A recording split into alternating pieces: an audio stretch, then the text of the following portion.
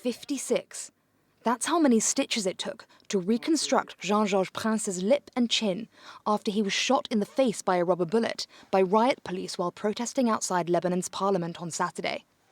I heard the first shot and I saw a guy fall to the floor next to me.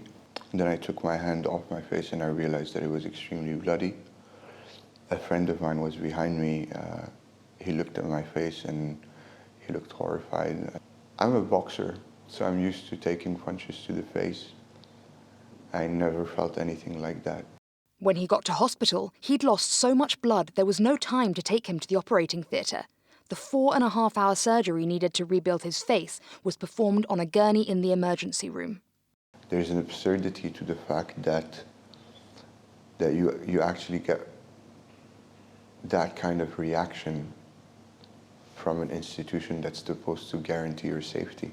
International guidelines say rubber bullets should only be shot at the lower body and never at close range. Jean-Georges says the policeman who shot him was only 4 or 5 meters away. Weapons experts recommend at least 5 times that distance. He wasn't the only one wounded.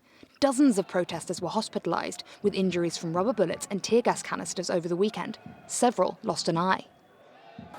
This is a rubber bullet. The rubber casing is supposed to soften the blow, but shoot them at close range, and they can cause almost as much damage as a conventional bullet. Tear gas canisters are supposed to be fired from a launcher at an angle into the air, so the contents is dispersed into the air, but shoot them directly at a crowd, and the impact can do serious damage. It's the misuse of these two that human rights observers say caused so many injuries at the Beirut protests.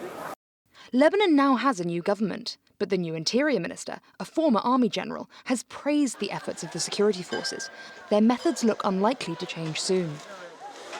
Their main weapon is fear. I think they want to scare us into leaving the streets. What happened to me happened on Saturday night, and on Sunday night we had thousands of people who went back again. No matter how much they try to scare us, we're not going to stop. I think that for our generation, this is the fight of our lives, you know. Protesters say they're prepared for this new normal and won't back down until their demands are met.